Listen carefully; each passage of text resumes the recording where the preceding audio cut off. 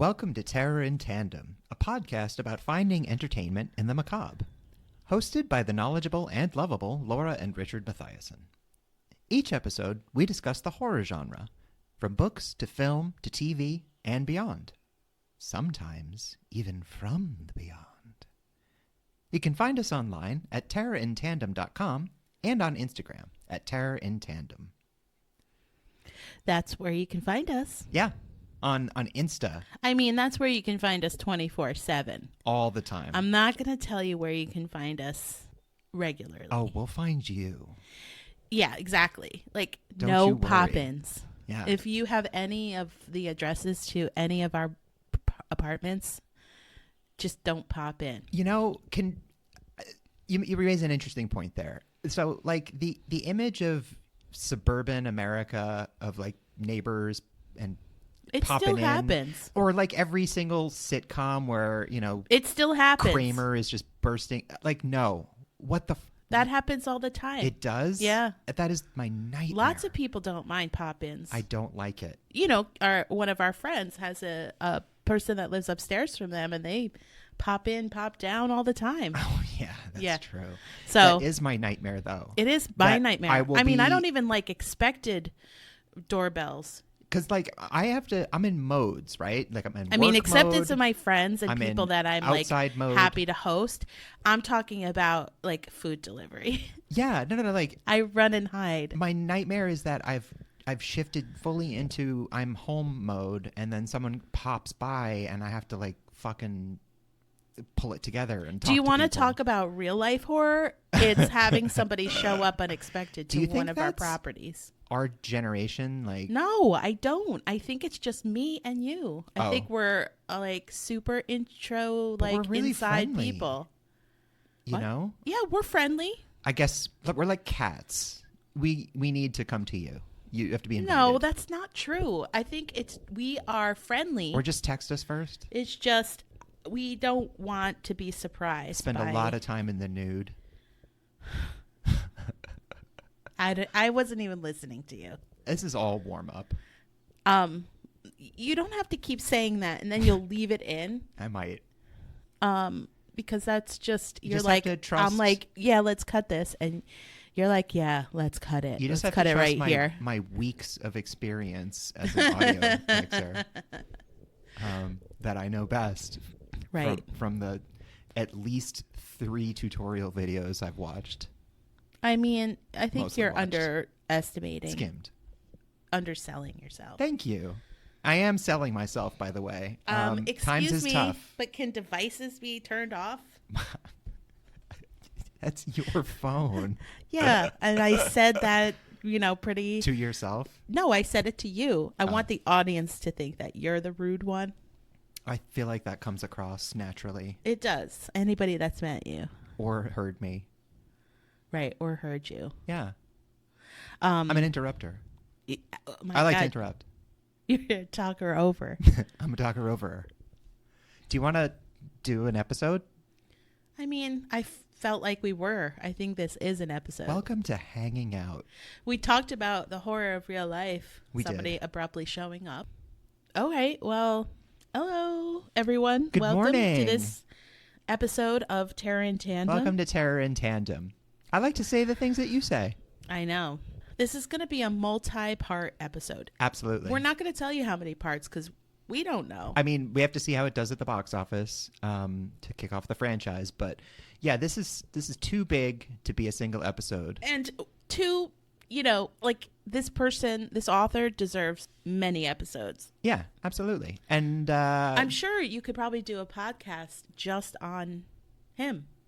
Oh, do you think people already have? Maybe that could be a spin-off podcast. Spin-off. Yeah. You better cut this because Fast and I don't want Furious anyone to steal this idea. Hobbs and Shaw presents Laura and Richard. Yeah. Presenting. I mean, Aaliyah, you better not steal this idea and start your own podcast. Oh, shit. Intellectual property. So. Copyright. Our first part of a multi-part. So this episode is going to be about Stephen King. Stephen King, the master. The king. The macabster. The person who really got both of us started in our earliest kind of, forays into the genre. I would say fiction horror for sure. I mean, for me, accessible. For years before I was old enough to read and understand him, I was really drawn in by the cool art on the mass market paperbacks that you'd see everywhere. I mean, like in the 80s and 90s, Stephen King was ubiquitous everywhere. He was sold all over the place. So like you were always seeing, the big colorful lettering on the fronts. There was like a black cover. Feel it.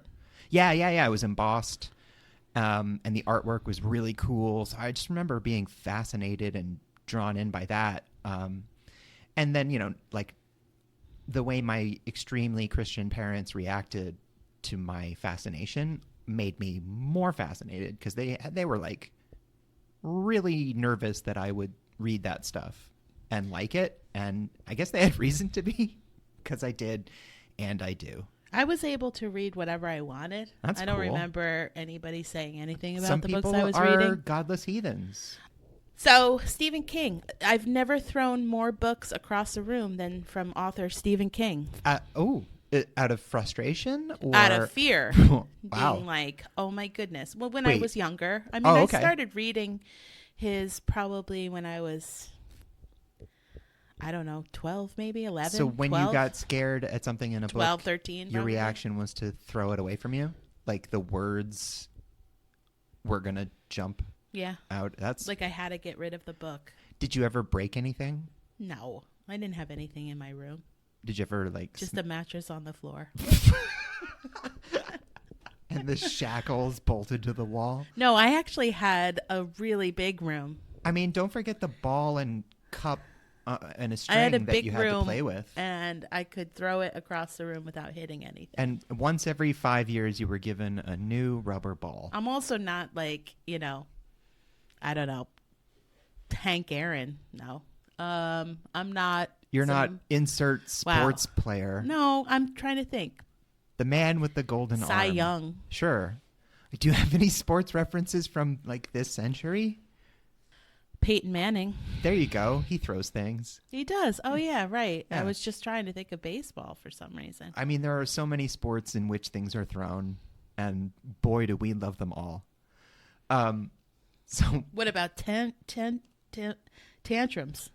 Oh, you mean like throwing a tantrum? Yeah. That's good. Yeah. Yeah. Okay. So back to Stephen King. So basically what we're going to do here is we broke Stephen King's career up into digestible segments. And so we are basically going to discuss his earliest section. The first 10 years. Yeah, from 1974 to 1984. We're doing this metric system style. So let me just talk through quickly what is on his 74 to 84 list of published works. Before you do that, could you just talk quickly through what's on his 74 to 84 published list? Oh my God, what's wrong with you? That's what I just said. Oh, I'm sorry. I was miles away. There is about 20-ish works. 20 published works in 10 years? Yeah.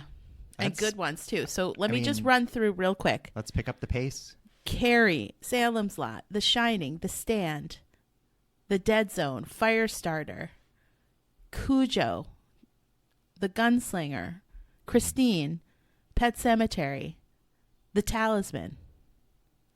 Those are all Holy within that shit. 10-year. That's insane. Who can do that? It's every single one of those is amazing. Like there aren't any stinkers on that list. It's not like Stephen King hasn't written any crummy books. Like he definitely has. Not crummy, but ones not of our not ones that he's proud of or not ones that we're proud of. But that is what a list, and right out the gate. Yeah. Yeah.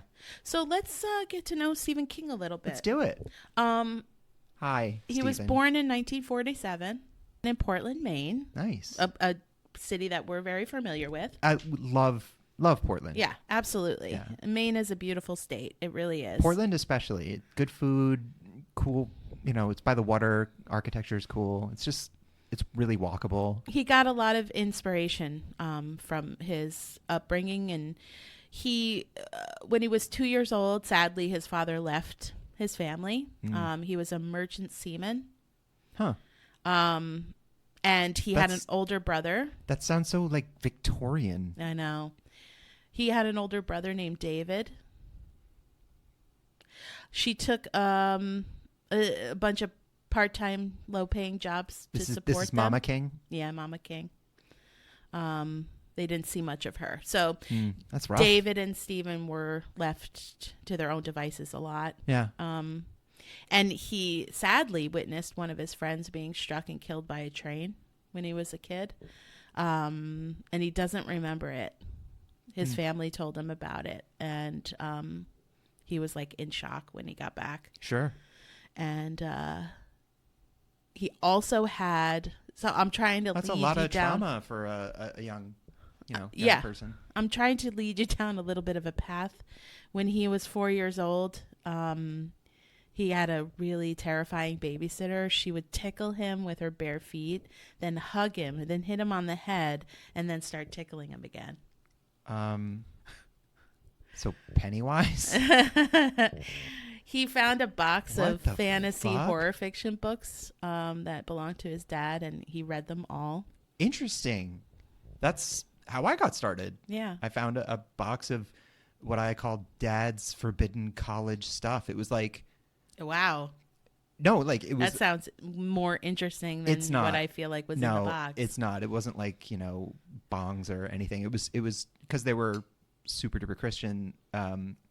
It was like Led Zeppelin records and Stephen King novels. I guess he just couldn't bear to part with it because like he mellowed out later on in life. So I guess he's glad he didn't get rid of that shit. When he was 7, he started to write his own stories, and that mostly came from watching sci-fi and monster movies. He said that his first movie he remember seeing is The Creature from the Black Lagoon. Oh, nice.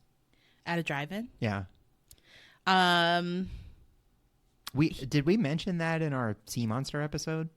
The Creature from the Black Lagoon? I don't think so. I mean, it's worth it. Like, Clint Eastwood's like his first movie ever maybe was one of the sequels.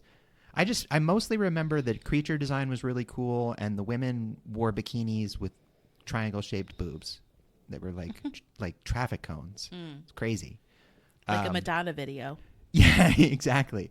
Yeah, I mean, I remember being very young and watching that and being like, "Are they pointy?" Like, they're not. No.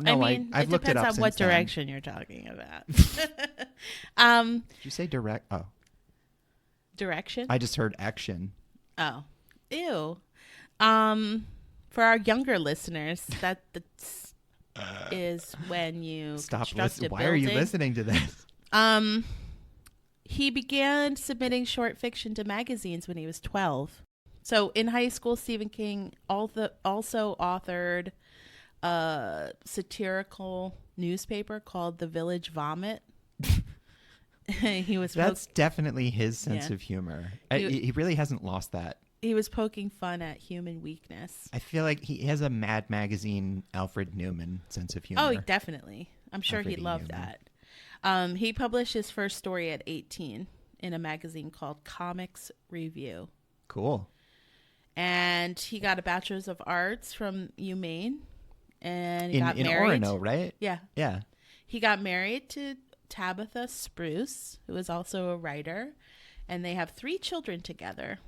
And currently split their time between their main properties and, I guess, a vacation property in Florida. Cool. So do you have any Stephen King historical facts to share?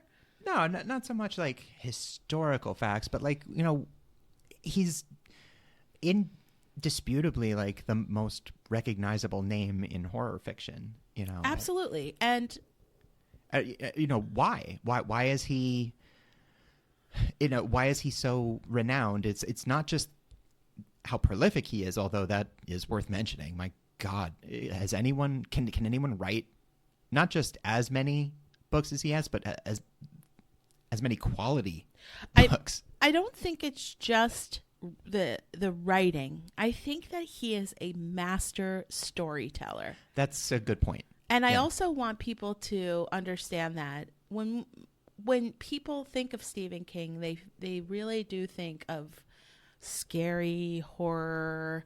And for the most part, you'll find that. You will also find elements of it in certain works that aren't necessarily something I would consider horror.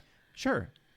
I think that he's one of the most accessible writers, but the way that he is able to construct a story from beginning, in middle to end in such a way where you feel just enraptured by it. Absolutely. I mean, his ingrained talent is undeniable, but I think even he would admit this, that he's an incredibly hard-working man. I mean, he is a master storyteller, but he didn't get that way overnight. I mean, he's a workhorse of a writer. He's really dedicated his whole life to the craft, and has spent many decades honing it. He says that you have to read and write 4 to 6 hours a day. He sets out each day with a quota of 2,000 words and won't stop writing until it's met. 2,000 words a day? Yeah. Honestly, that seems low for him. Yeah, but that's just his quota. Right. I mean, that's probably not even considering when he's working on a book. I always pictured him sleep writing also. Yeah. In the middle of the night, just waking up at a desk and there's a novel written and his hand hurts. He said if you can't find the time for the reading and writing for 4 to 6 hours a day, then you can't expect to become a good writer. Oh, well, I mean, I have the time, obviously, being independently wealthy. He said Richard Matheson is the author who influenced the most. You're welcome. Matheson. No, for sure. I mean, I love Richard Matheson, too. What Dreams May Come, not the best movie, but an incredible book. Something interesting that, obviously everybody's flawed. But something interesting about this section of his life that we're talking about. The first 10 years of writing? Yeah. So in this decade, he had a pretty severe drinking problem. And soon after Carrie was released, his mom died, and he talked about his drinking problem and said that he was drunk when he was delivering his mom's eulogy. He also was addicted to some other drugs, especially during the 80s, and he can't even remember writing Cujo. Interesting. He's been very open about his drinking and especially his cocaine addiction. And we'll get into that a little bit, because I'm going to talk about one of his earlier novels where he really talks. He gets quite intimate about his alcoholism. He does. That's the thing. Stephen King he's a very open. Yeah, he's brave in that way. He shares a lot of himself with his reader, and I think that has drawn people to him. I know it's drawn me to him, the way that he addresses what he calls his constant reader. Yeah, I mean, it feels like he's just talking to you. Yeah, that you're sitting cross-legged, yeah. Yoga style, and by a campfire, and he's telling you, I know, right, a scary story. Yeah, this is the most famous, not just horror writer, but perhaps the most famous writer in the world. And every time I read his books that have sold millions of copies, you do get the sense like he's just sort of sitting there by the campfire, like, oh, hey, constant reader, come take a seat. Let me weave you a yarn. Even to this day, he has that sort of humble, folksy, small town neighbor. Exactly. And he's never been, egotistical or pretentious in his way that he carries himself. Yeah. But I just wanted to talk about the fact that his family did an intervention on him in the 80s, and he got help, and he's been sober ever since. Yeah. because For a that's long really time. important. Oh, yeah. That he still was able to be creative. I'm sure that's something that people with addictions fear, is if that is driving their creativity, Absolutely. that Yeah. becoming sober I mean, might that's diminish a that. classical fallacy about having a creative life, is that you have to have some sort of chemical addiction, that But- it goes hand in hand, and it doesn't. It doesn't need to. It doesn't have to. If- It doesn't spur your creativity. Yeah, if anything, I mean, Stephen King is a great example of how sobriety was able to sustain his career. Absolutely. Because who knows what could have happened. And, and it's not like he flamed out after that. I mean, he's written classics since getting sober. So Yeah. yeah, for sure. Well, we're going to talk about some of our favorites in this 10-year time period. Welcome to Temperance Talk with Laura, Brother Richard, and Prudence Goodwife. Do I have your permission to speak? This time. So we're going to talk a little bit about his works I in didn't this like, I didn't 10-year. like that. No. So we're going to go and talk about his 10-year early works. All right, let's do it. I mean, there's a lot to Oh, yeah. a lot to there pull is. from, for sure. So I think, if I'm not mistaken, Light that campfire. Pull up a chair. hello, constant listener. Just take out a cup of hot cocoa and get your s'more stick ready. Get your virgin hot cocoa. And we're going to tell you about some books. All right. I think what we did is we just sort of went through this first 10 years and picked out a few faves. And Yeah, you don't have to keep reiterating what I'm so already telling what we're the going to do audience we're listening is, to. if you're just joining us, if you've just tuned in, If you hit the 30-second fast forward, how dare you? so we're going to dive right into it. Why don't you start? Oh, I'd love to. So, yeah, my first one from this time period, it was published in January of 1977, and it's The Shining. Ooh. Yeah, the book. We so you touched a little bit about on Stephen King's drinking problem. This was his third published novel, and the main character, Jack Torrance, is a writer and an alcoholic. It's really who is, losing his grip on reality and succumbing to demons. Much in the way that Stephen King was at the same time. Now, Stephen King didn't stop drinking in 1977. So he was, I think it's interesting. He was writing this novel that was such an open glimpse into his own personal struggles that this book did not exercise those struggles. They continued on. A lot of people think of writing as being cathartic, but I think that's an oversimplification. Didn't exorcise, but it did exercise. Yeah, exactly. His wrist muscles. And his drinking muscle. So the novel was inspired, like I said, by his alcoholism, and he's been quite open about that, and by a visit he took with his family in 1974 to the Stanley Hotel in Estes, Colorado, which is a real place, still around, and that was the inspiration for the infamous Overlook Hotel of The Shining. A little bit about the Stanley Hotel. It was built by the scion of the Stanley Motor Carriage Company. So for any... Are those like elevators? No. It's I had to look this up too, because for anyone under 120... Oh, yeah.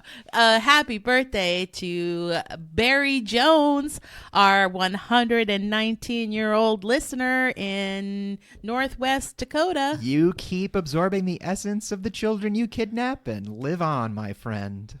No, he's deaf. Oh. You said he was a listener, so... He is. Wow. We'll get that He transcript. loves it. Get It's that his transcript favorite. out to you, Barry. It's his favorite. So no. So the Stanley Motor Carriage Company was, this is wild. It was a car company that made steam powered cars, for real. These were steam powered, so like a steam Like locomotive. a Stanley steamer?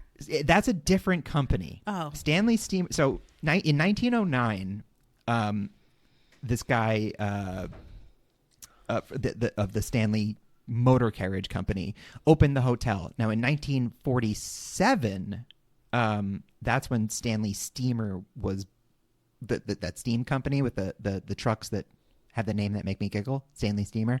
No, that was founded by a different person, but he was like paying homage to the old steam-powered car company. Right. But yeah, I guess back at the turn of the 20th century, there were steam-powered cars. Wow. It's crazy. Yeah. So, and he opened a hotel. It was supposed to be a luxury resort slash, like sanitarium for tuberculosis sufferers. So like, little rich Edwardian kids with consumption. so this sort of possibility of presence of people who have passed away from tuberculosis and then their ghosts, so to speak, inspired Stephen King's on this visit. I'm sure he knew the history of the hotel. I'm sure. It's said to be very haunted. Like, I feel like every hotel is said to be haunted because honestly, a lot of people die in hotels.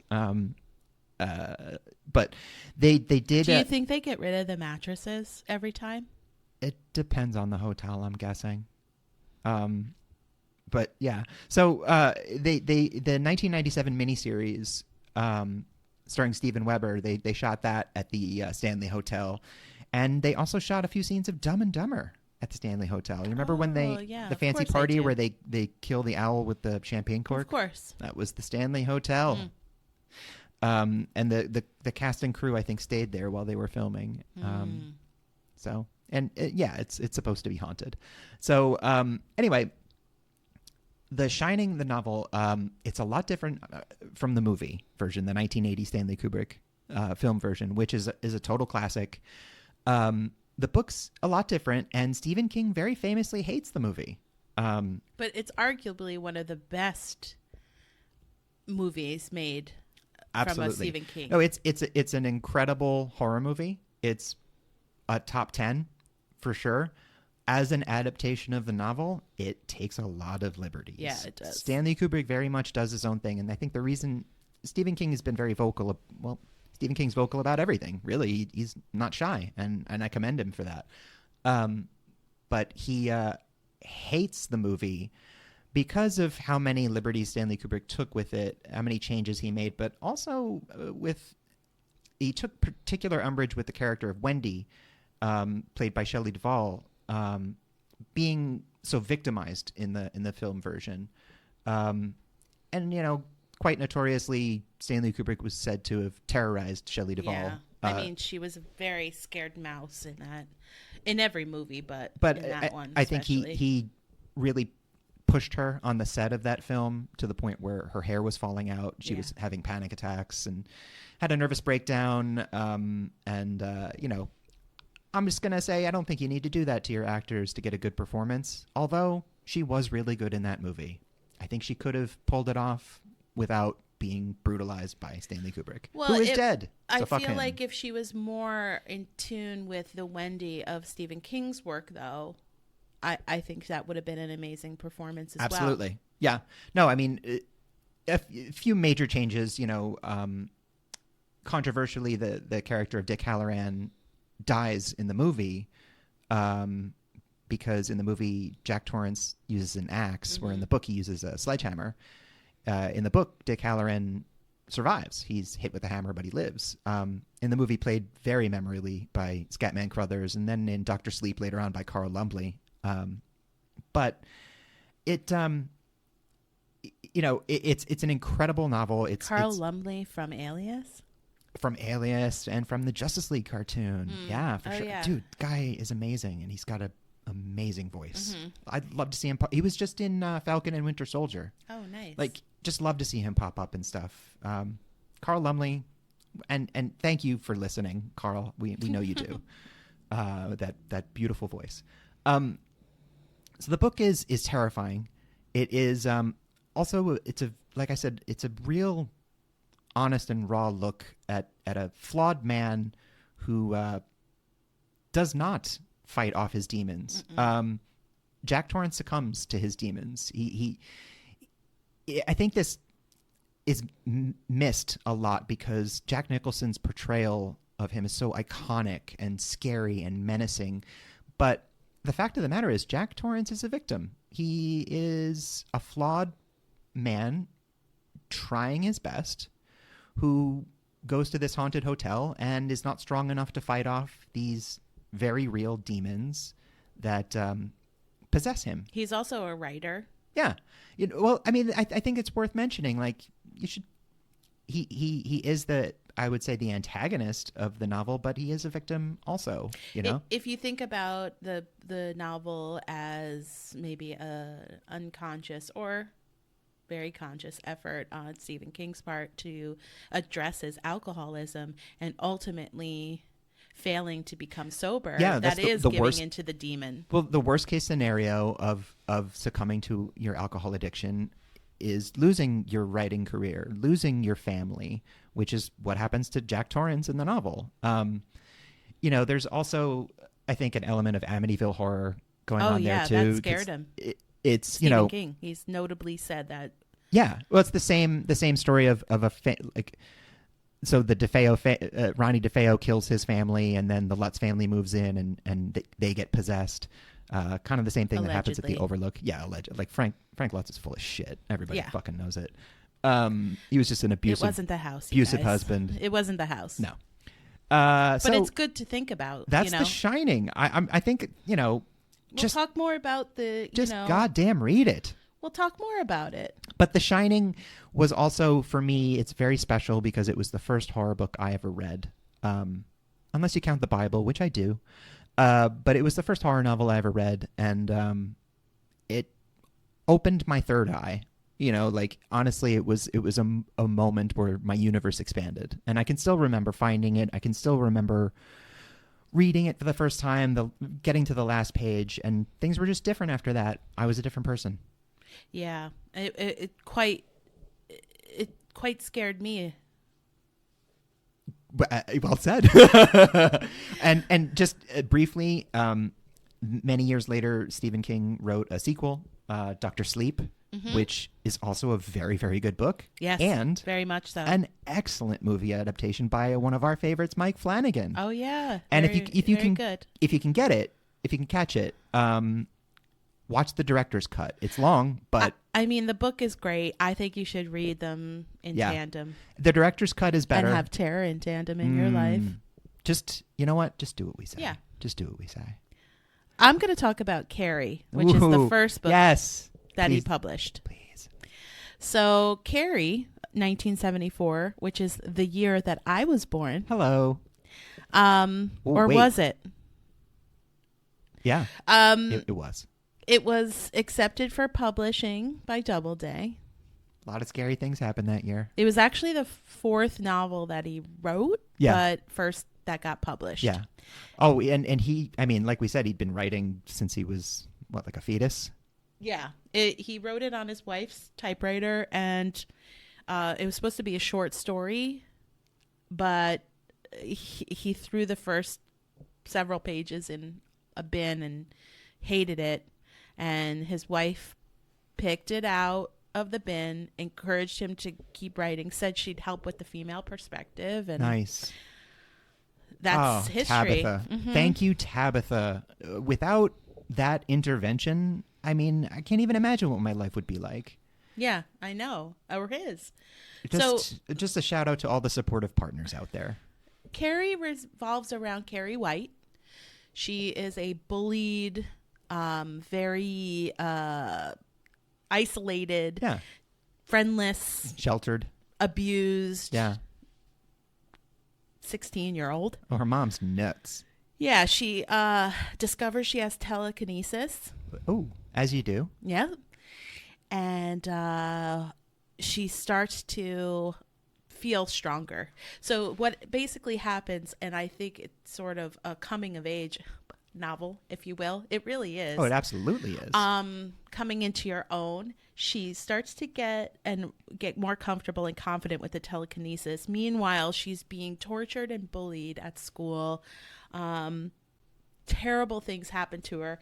She gets her period at school, and the girls torment her. That is an iconic scene, both in the book and the movie. Yeah. And anybody that's sort of been sheltered like she has no idea what's happening to her. She thinks she's dying. It's terrifying for her. Yeah, and when she starts to bleed. Yeah, and she's really afraid. She thinks she's done something wrong. Because she's been raised no by one's this helping her like either, religious fanatic. except the gym teacher. Yeah.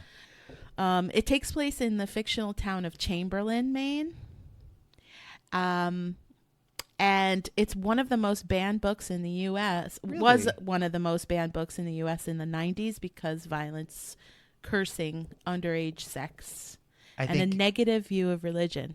Yeah, I think it's probably because he talks about menstruation, and that gets you banned. So Carrie gets her telekinesis. She starts to do stuff as revenge to people at school. And her mom.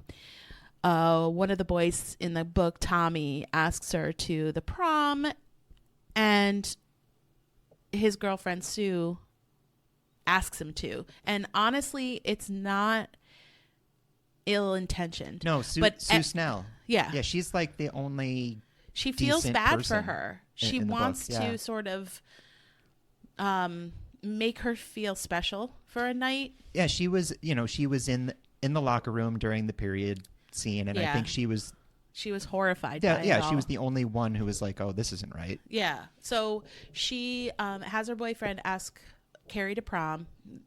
She gets all dressed up and goes to prom, and the popular kids decide to rig a bucket of pig's blood to drop on her. So what happens Just in like the every book prom. is they drop it on her. She gets prom queen. They set it up so that she gets prom queen. She's on stage with Tommy.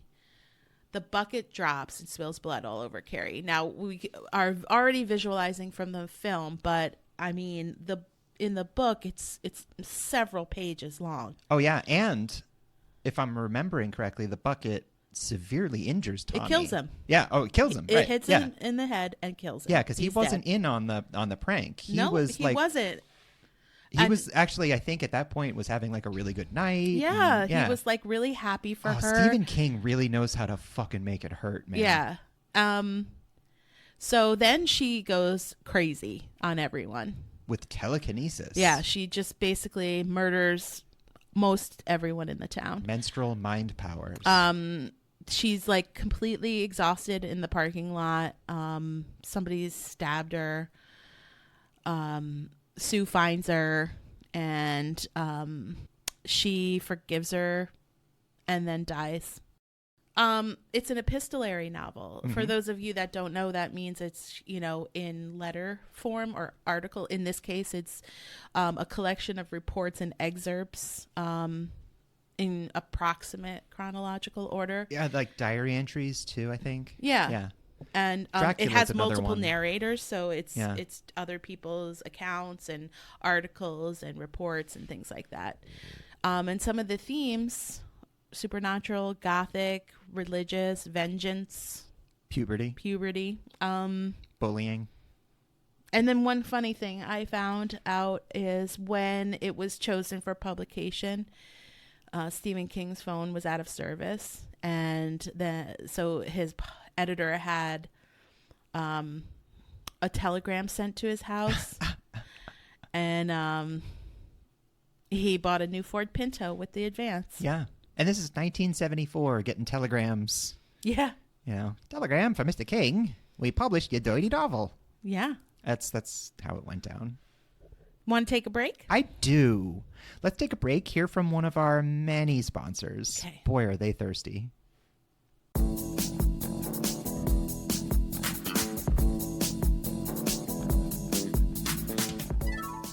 Sure, spearing 3 people at once with a harpoon gun is satisfying.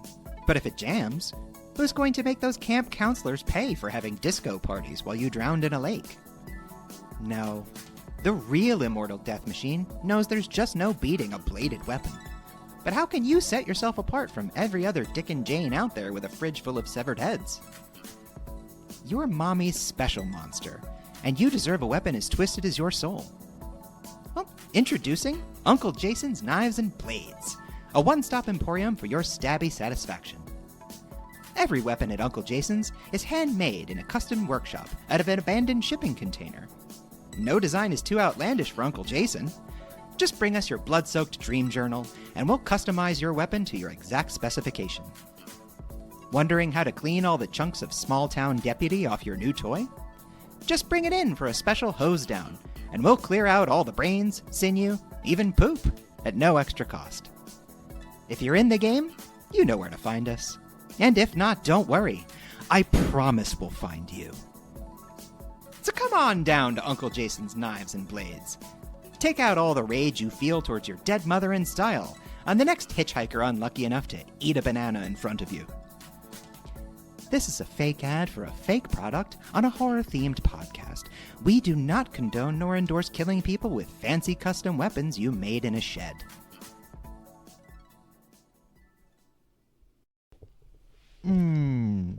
Wow. What an honor it is to be sponsored by quality products like that. Thanks again, team. Yeah.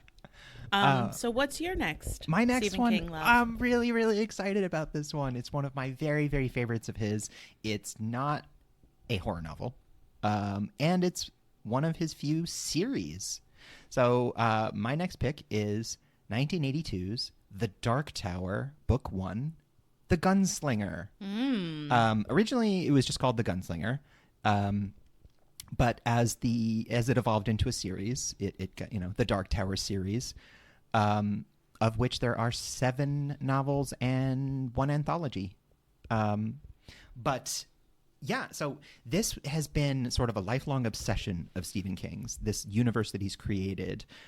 He started writing it in 1970 in college. So it was inspired by Robert Browning's poem Child Roll into the Dark Tower Came, which itself was inspired by a dream that Robert Browning had. He was another Victorian, kind of surreal, hallucinogenic type poet.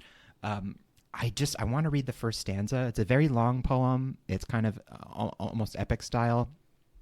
But this is the poem that inspired the writing of The Dark Tower. So it begins, "My first thought was he lied in every word, that hoary cripple, with malicious eye askance to watch the working of his lie on mine, and mouth scarce able to afford suppression of the glee that pursed and scored its edge at one more victim gained thereby."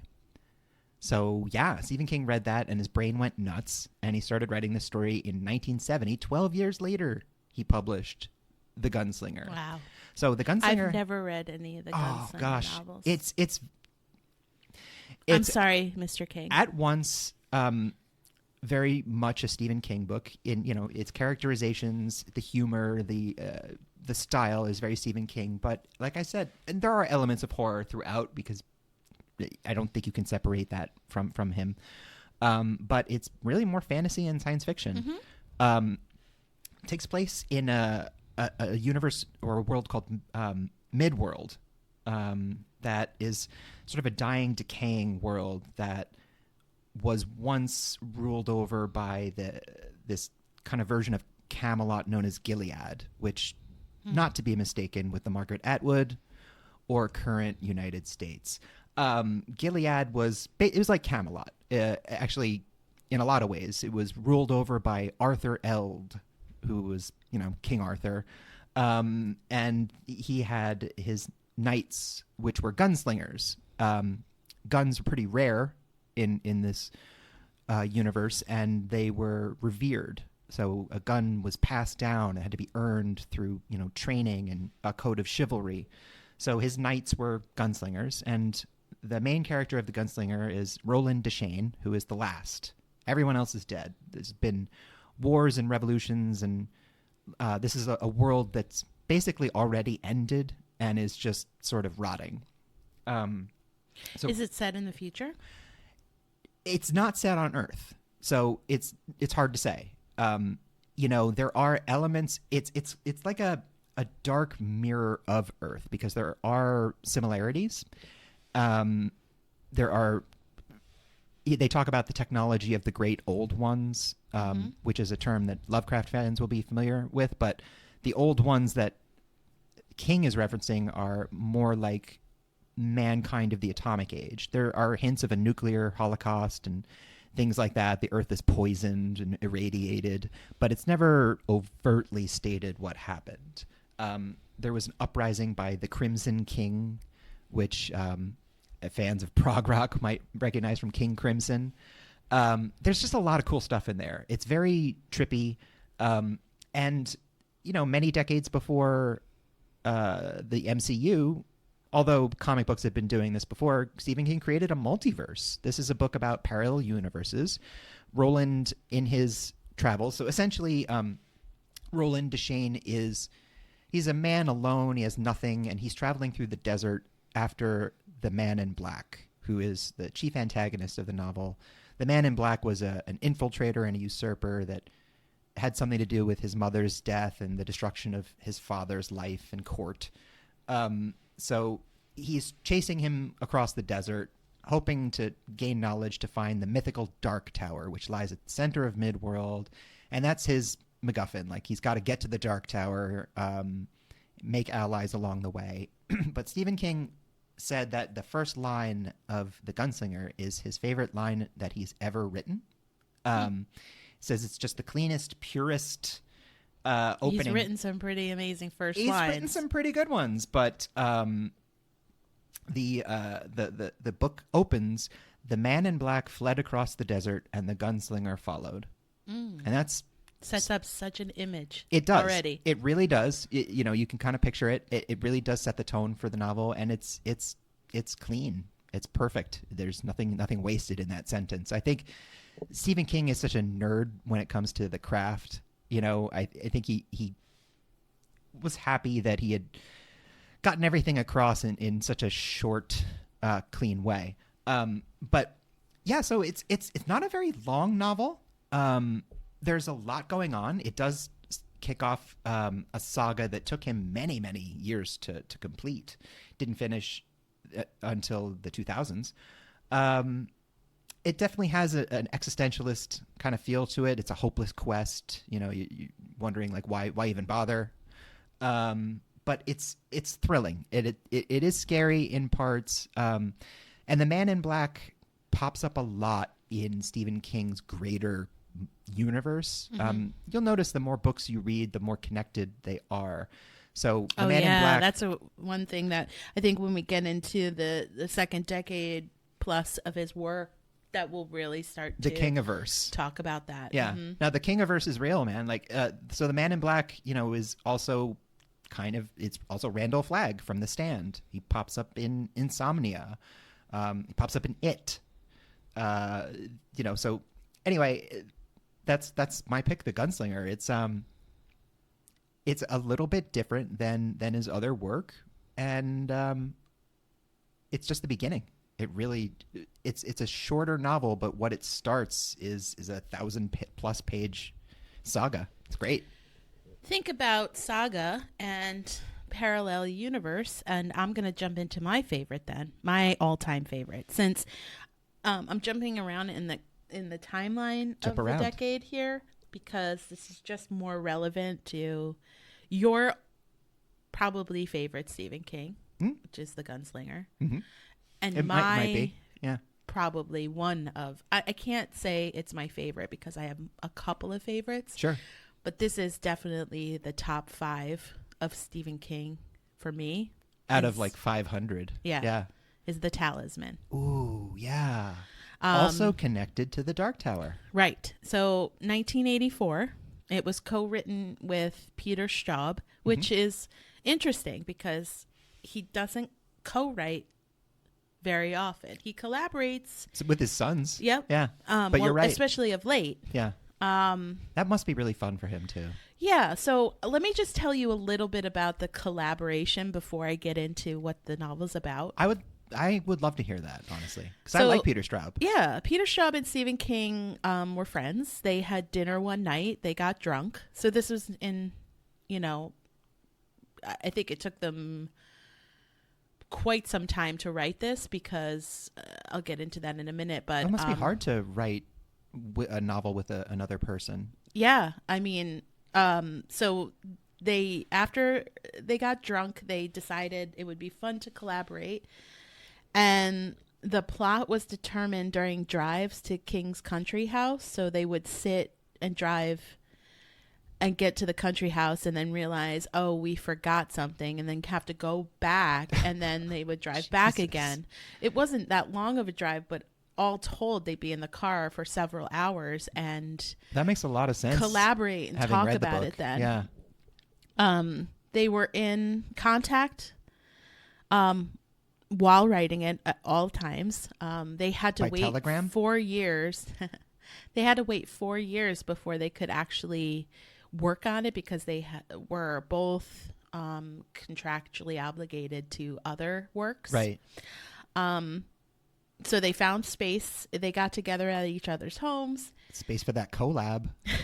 They spent about 2 weeks writing the end together. They started with the ending. Nope. Oh, I'm sorry. So once they got to the ending, Once it they took got them to 2 the weeks. end, they spent 2 weeks together writing it together. Interesting. Mm-hmm. Yeah. And they did deliberately try to imitate each other's voices. That's always been the question for me is how do you switch off the writing duties? Because I've collaborated with people, but I've always been the writer in the collaboration. Like the collaboration happens on an ideas level and on an outlining level. But these guys wrote this book together, and that's interesting. We're doing a podcast together. But I'm not trying to emulate your style because first off, can't be done, ladies and gentlemen. She's one of a kind. Well, I think that if you are well versed in Stephen King, as I am, you can. It definitely has. And I'm not surprised to know that he wrote it with someone else, because there's certain writing style and details of the novel that don't fit exactly with the rest of his work. There's a little bit of an uncanny valley feel where you're reading The Talisman and you're reading Stephen King, and then you're reading something that reads like a simulacrum of Stephen King. Yeah. Or vice versa, Peter Straub, from whatever perspective you're going at. But you're right. You are right. They come close, but if you read enough Stephen King, you can tell when the shift occurs. It's amazing. So absolutely, it doesn't detract. No, from it. not at all. No. It's not distracting at all. So it's only because we're super nerds. The novel tells the story of young Jack Sawyer, who's 12. We meet him after he has moved to New Hampshire with his former actor mother, Lily. Yeah, she's like a faded star. Yeah. His father and uncle recently died. Yeah. And he finds out that, basically his mom is going to die. She's getting really sick. Yeah. She has cancer.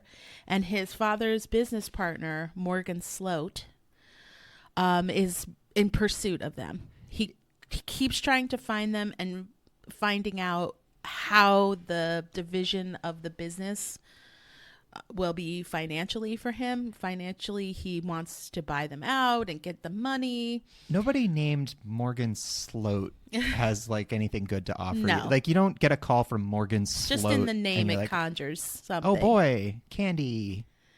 So as Jack is Sloat's boats in the town, he starts to discover that he can, lose space and time. He's not quite sure what it is yet. Drugs. No, it's not drugs. He's Sorry. only 12. He goes to this like local arcade in the town. Yeah, it's like a seaside kind of. Yeah, New Hampshire. Yeah. A seaside, yeah, like an Atlantic City type. It was a coastal town that they forgot to drown. He meets Speedy Parker. Right. Yeah. Basically tells him about the territories, which is an alternate universe that exists parallel to his own reality. Oh. And it's populated by what they call twinners. So it's basically the territories version of your Earth self. And Jack doesn't have one because he had died at a young age. And then he finds out that his mom's twinner is the queen, Laura Delosian. Flipping between both worlds, he discovers that he has strengths and weaknesses in each. He also finds a traveling companion. Yes. He brings back with him. Well, he doesn't bring back with him, but his Earth self is very different. And, it's a quest. Ultimately, it's an epic. It's an adventure. It's like every rad daydream you ever had when you were bored. I mean, it's a fantasy novel, but it's still horror. It's Absolutely. So scary. There are certain places in the novel where you are sort of really lost in the world with him. I really think that this is the first novel that I've ever read by anyone, not just Stephen King, that I was a traveling companion. I could really visualize the world. He just creates such a visceral experience. And it's one of his, only time travel novels, which I will talk about in a later episode about his other time travel novel, which is also one of my favorites. It's about love. It's about loss. It's a race against the clock. He really does know how to write lonely kids too. Yeah. And it's really intense. Like you are like going at the pace, you're worried for him. You're wondering if he's going to get the talisman or not. Yeah, it's like it's like a scarier mix up of the Neverending Story and Labyrinth. Yeah, but it's so deep. It's long. It's really well thought out. It's dense. Another one of I his just books recently that, reread it. That later, many years later, got a sequel. Yeah, well, it's going to have a trequel. Is it? Is it really? Yeah. Wow. So The Black House is the sequel. It was written in sequel. 2001. And it's going to end up a trilogy. Not sure when the third will come out, but to be honest, it's sort of like every 25, 26 years later, the sequel came out. So it would make sense that it would be within the next 3 or 4 years. That was something I liked about Dr. Sleep is it focuses on Danny Torrance, but, 40 years later, or 30 something years later. So, he's like middle-aged and made his own mistakes. But if you love, magical realism or any sort of time travel, sci-fi, fantasy novels that are, really specifically and carefully drawn, I would definitely check out The Talisman. It's an amazing novel, and it's a surprise. It was a surprise for me to read. I loved it because it felt like it could happen to me. Yeah. When I first read it, I was like, you'd want it to happen to like you. I could fall into this weird alternate world and go on an adventure. It was sort of like a modern Hobbit, story of a seemingly unremarkable person being thrown into this, universe spanning adventure. Yeah. It's cool. I love The Talisman too. I'm glad you picked it. What do you got? So yeah, I'm gonna finish up with my last rec from this time period, and again, it's a fertile time period. Like, just read anything; it's all good. Yeah, really, it's really just all good. But this is one of the scariest books I've ever read in my life, and it is 1975's Salem's Lot. Oh yeah, that's so good. We had a fight again. We Who was going to do this one? We did, and again, it got horrifically violent. Wampirs. Yes. So Salem's Lot is it's Stephen King has frequently said that it is one of his favorite books that he's written. It started out as a short story, actually, in Night Shift, a collection of short stories, and it was called Jerusalem's Lot. Yes, it was. Yeah, which the town of Salem's Lot is short for Jerusalem's Lot. Fictional place. The idea for Salem's Lot started when Stephen King was writing for his newspaper at Umain Orono, which he had a column called The Garbage Truck. Of course he did. Of course. Yeah, it's really... So there was a real town in Vermont called Jeremiah's Lot. that was inhabited by Shakers. And one day they disappeared. Nobody really knows what happened, and the town was never inhabited again. So that fascinated Stephen King, and he wrote Jerusalem's Lot, and he wrote Salem's Lot. So the thing about Salem's Lot is it's a vampire story, and there's nothing particularly remarkable about the plot necessarily. It's, again, the protagonist is a teacher. Writer. Again, he a teacher and a writer. He's like doing what he's. It's like him. Oh yeah, I mean, how many stories have the main character has been a writer? Like The Dark Half, Secret Window, Salem's Lot, The Shining. I don't know, Misery, right? Yep. Bag of Bones. Anyway, lots more. So anyway, the thing about Salem's Lot, it's about vampires. This guy, Ben Mears, novelist, comes back home after 25 years to his small, dying town. This old man, a foreigner, named Kurt Barlow, buys a house, moves in, opens up an antique furniture store, which is something that happens in a later novel, Needful Things. Enigmatic older person moving to town, opening up an antique shop. So Barlow is actually a vampire. He's got a human familiar named Richard Straker, which is another such a great name. What an awesome name. Yeah. Richard Straker's not showing up at your place with apple pie. So and he just starts taking over this town that's already much like Jack Torrance in The Shining. This is a town that's vulnerable. It's it's a dying town. It's on its way out. The people are flawed and traumatized and, have their demons and their issues. And Barlow's able to slip in and start turning people and feeding on them. And Ben Mears is the only one that really knows what's going on. And he and the local priest, Father Callahan, get together and they fight Barlow. And the story takes place mostly in this town, but there's a really, really awesome epilogue that kind of expands it a little bit. That I don't want to ruin. But the thing about Salem's Lot is it's not that the plot is such a unique idea. It's just the strength of Stephen King's writing. It's a fucking terrifying book.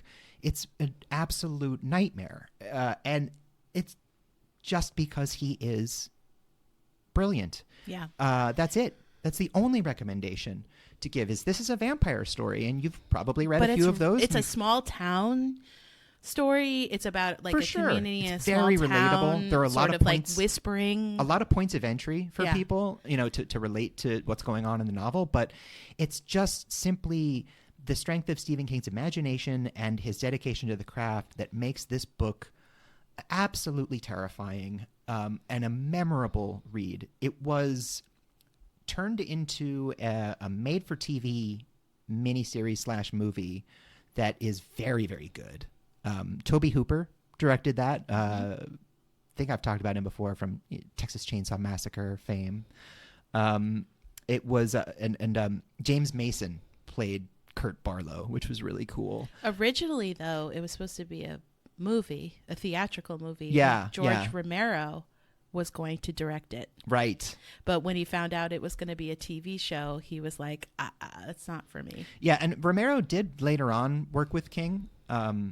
And I think they were friends in real life, but Tobe Hooper made this. Don't let the made-for-TV aspect shy away from it. It is genuinely scary. It's a very, very good adaptation. It stars a young Bonnie Bedelia too, like way before Die Hard. So that was kind of fun.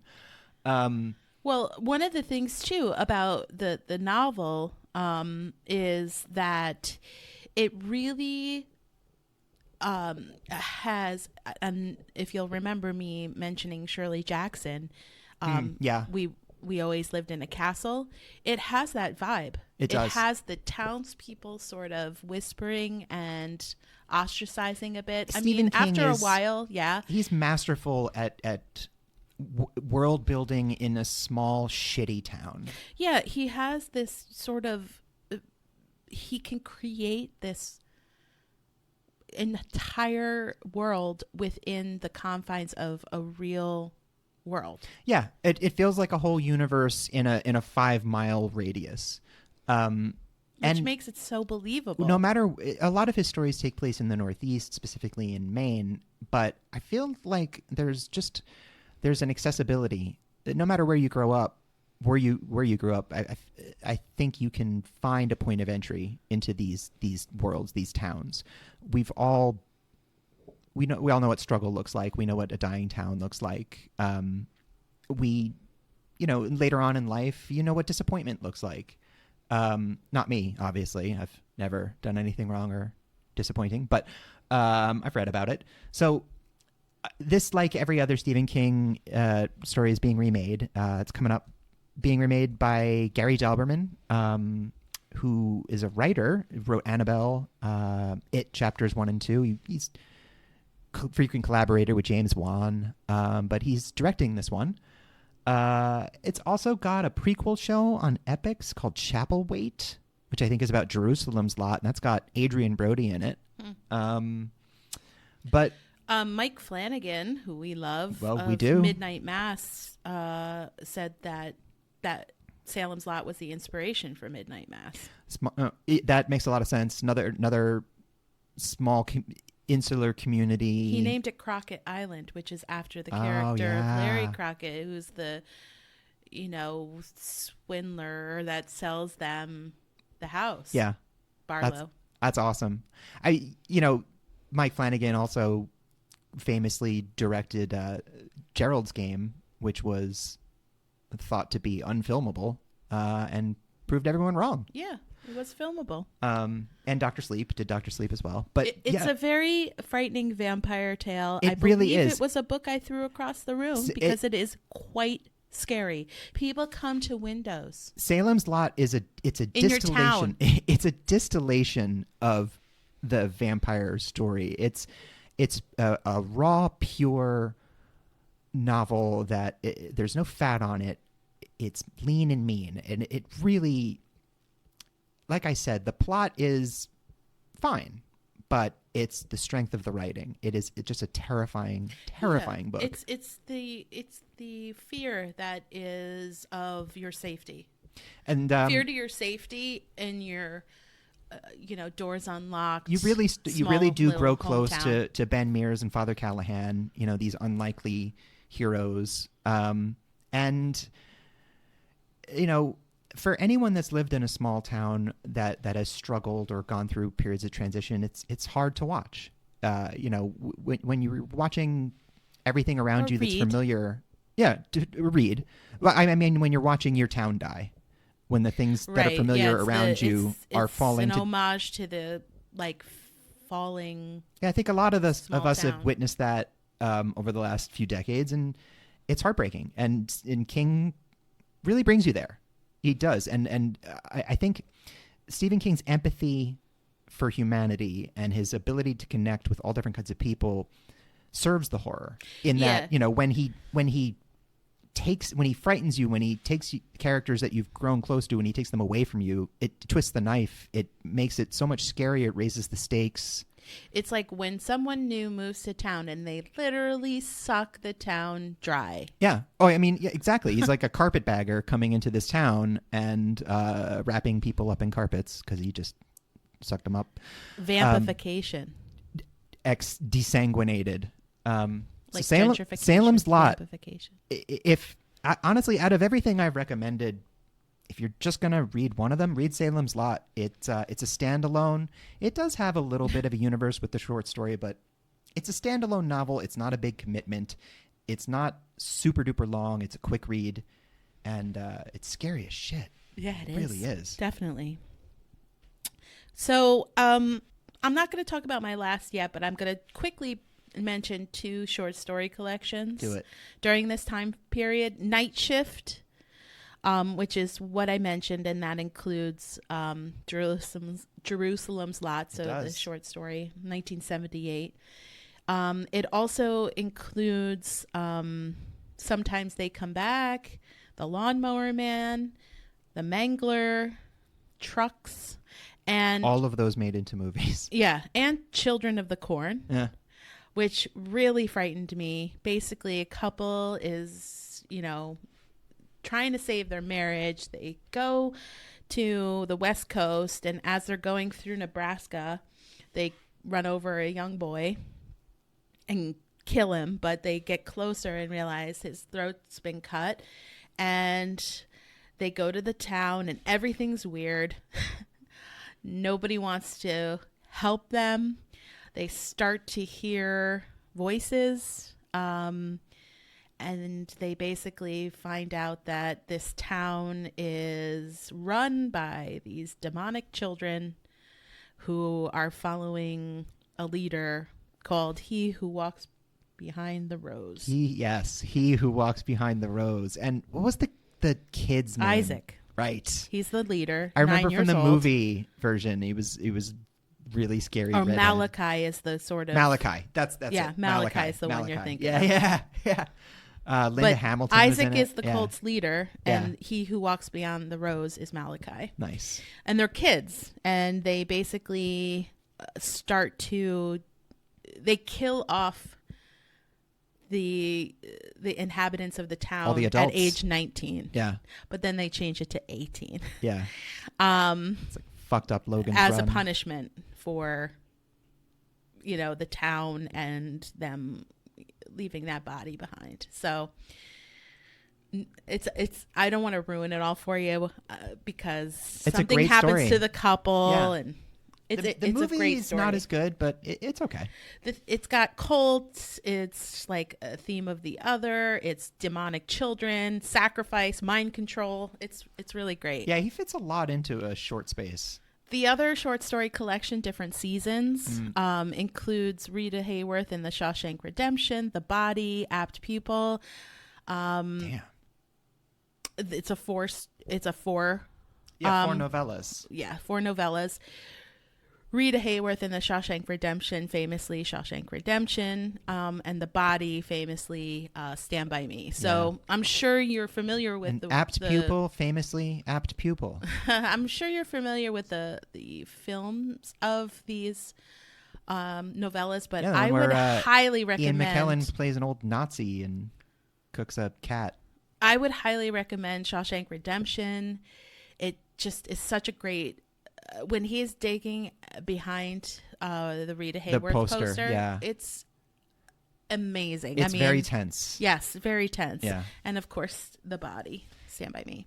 And, honestly, I think also we were talking earlier about Stephen King's accessibility, and part of that is Stephen King, he's always been very outspoken about his beliefs and his values. And, the real plot, the real theme behind Rita Hayworth and The Shawshank Redemption is the brutality of imprisonment in the prison system, specifically the American prison system.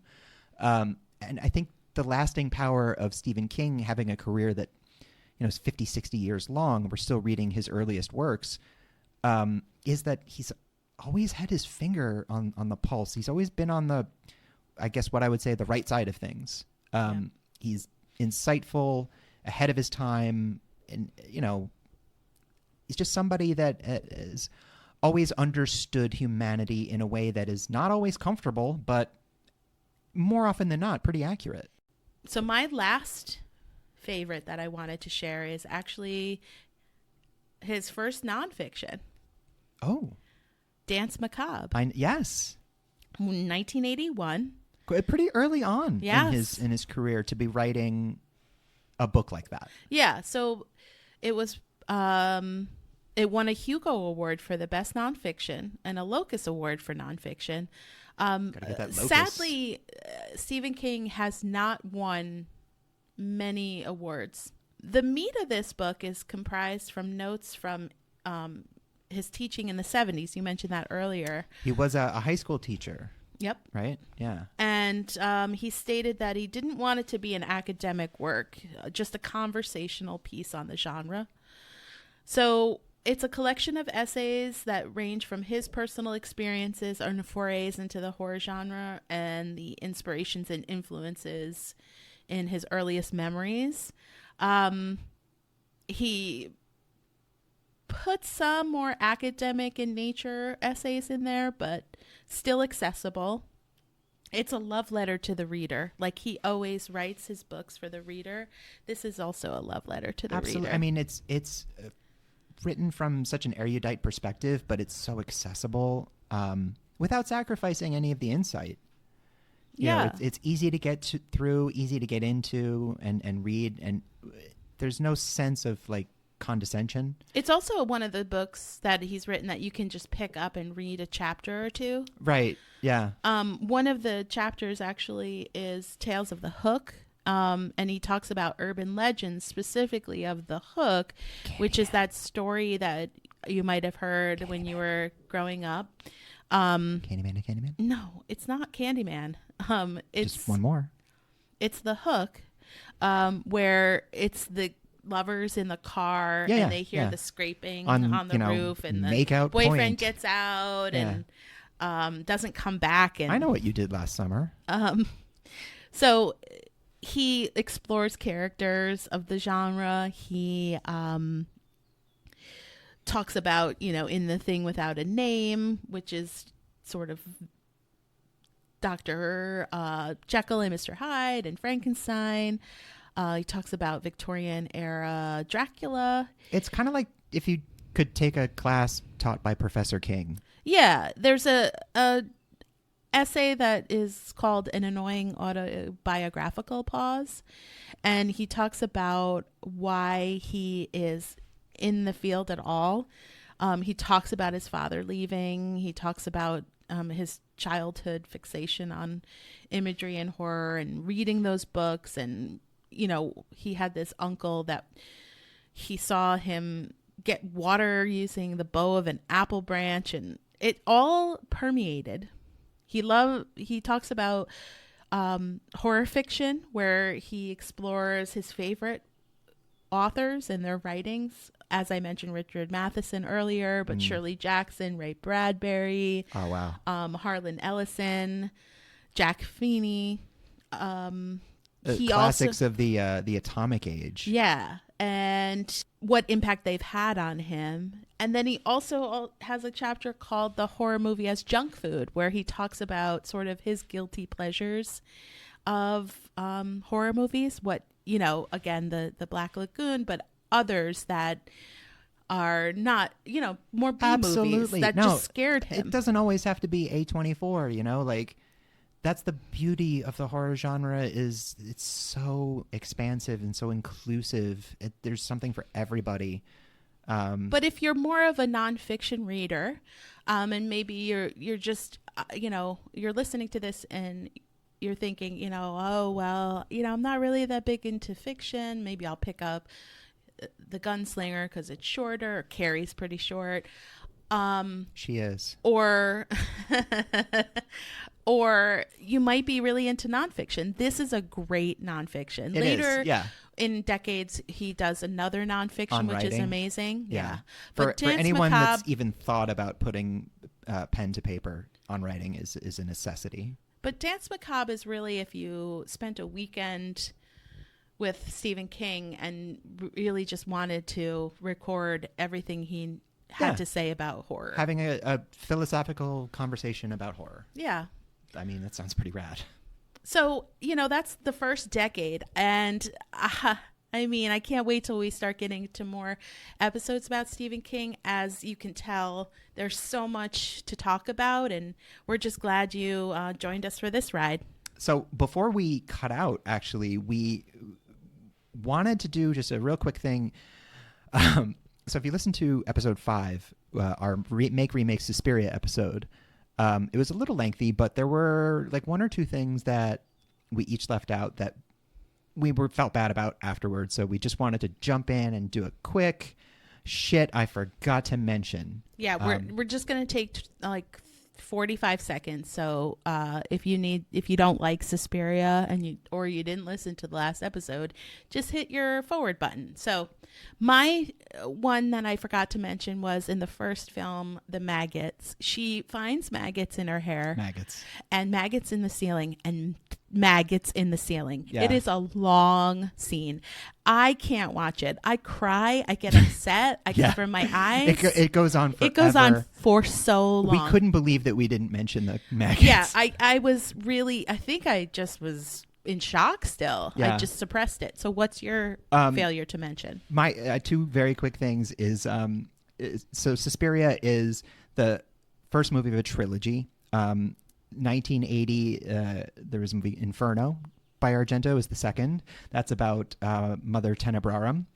And in 2007, he finished it up with Mother of Tears. That's about Mother Lacrimarum, Mother of Tears. And it's got his daughter Asia in it. Inferno is really good. It's very dreamlike and strange. It's got a great score by Keith Emerson. Mother of Tears is the weakest, in my opinion. And the last thing was, so Tilda Swinton plays Helena Marcos in the remake quite memorably. Now, the Helena Marcos of the original, according to Jessica Harper, was played by and I quote, a 90-year-old ex-hooker Dario had found on the streets of Rome. So, different casting decision. I'd say both played their roles pretty memorably, but both had, different CVs. Yeah. Different things to bring to the table. Different strokes. So, Get it? For those listeners who fast forwarded, we're safe now. Yay! And now we're ending. Bye, everybody. Bye. See you next time. Really?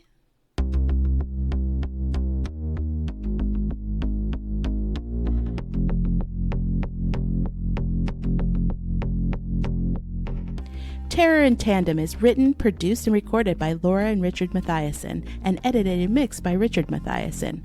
Our theme was written and performed by Carrie Denver, and all other music was written and performed by David Suspanic. All opinions expressed on this podcast are our own and should be taken as such.